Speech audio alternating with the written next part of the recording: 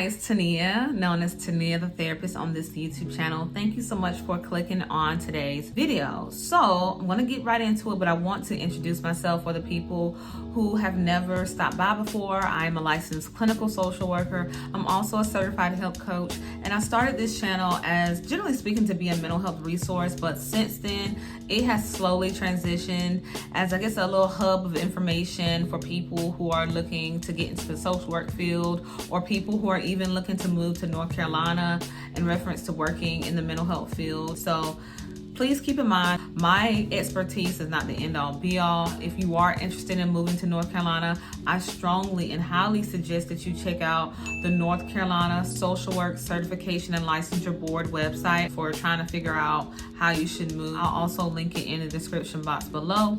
So today we're going to be talking about things to consider before wanting to become a mental health therapist to begin with, right? So this is not specific to social work. It's not specific to any type of licensure.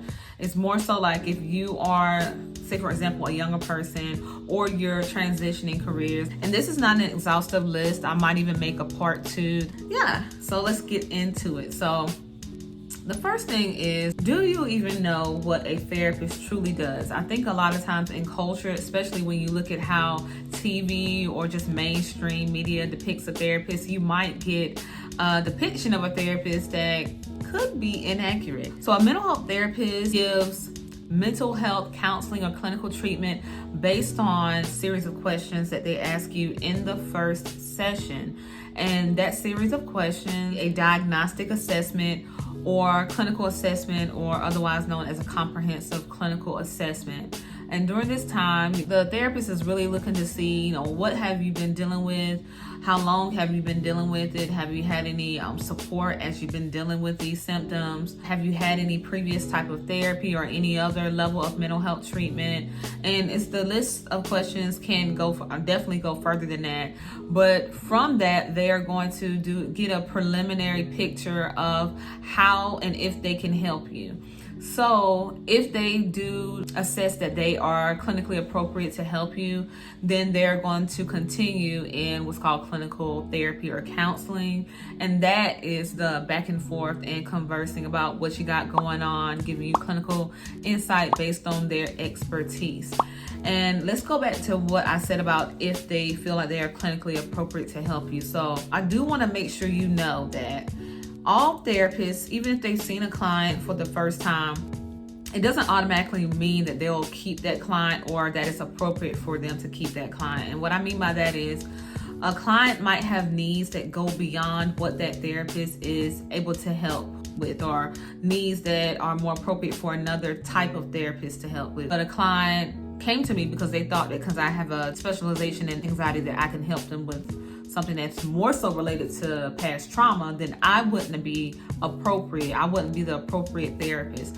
So then I would recommend them to someone in my network who is a trauma specialist. That's what I mean. It doesn't necessarily mean, obviously that the therapist is, incompetent. It just means that that therapist doesn't have the particular specialization that that client needs. Going into the therapy part, as you're continuing to get to know and build rapport with that client, you might find that they have needs that, if they're a child client and they're maybe having behavior issues in school, you could see how that client is doing in the classroom and talk to one of their teachers.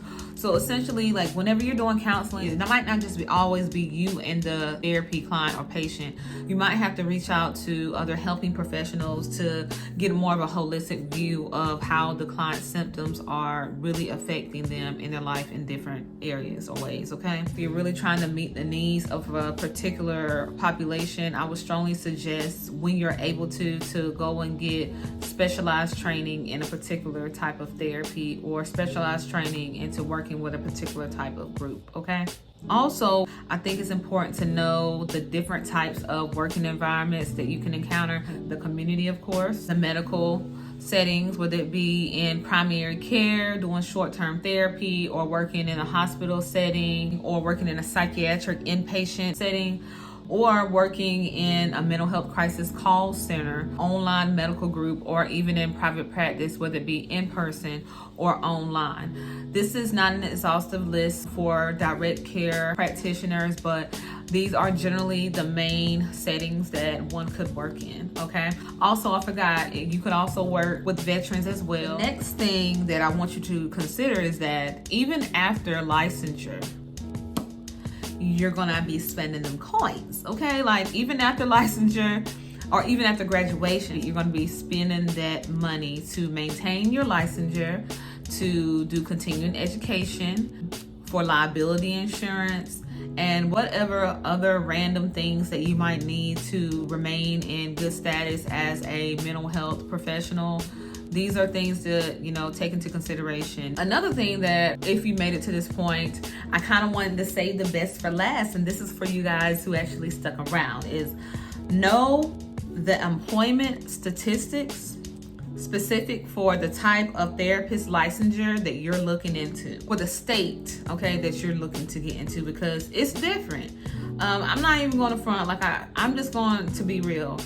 In the state of North Carolina, fully licensed LCSWs have a little bit more leverage than other therapist types. Does that mean that other therapist types won't or are not successful? No way.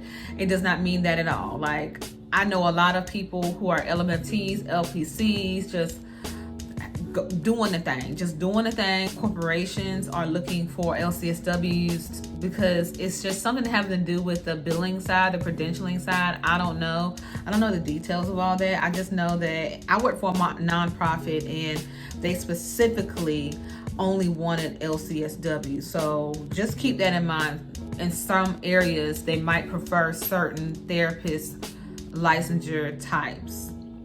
But it's important for you to know the average base pay for the type of licensure that you're looking to get, the type of therapist you're trying to be, the average years of experience for the jobs that you want, and then common skill sets needed. For example, in order to work for the nonprofit that I worked for over 2 years, I had to be fully licensed.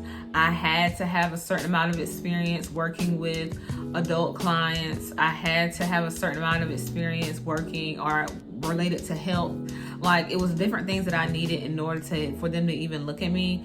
So just study the job that you want and really look at what they're asking for. If you appreciated this video, please let me know, because it lets me know I'm not wasting my time doing these, okay? And leave any more video suggestions in the comment section below. Subscribe if you are interested in more videos, and until the next video, bye-bye.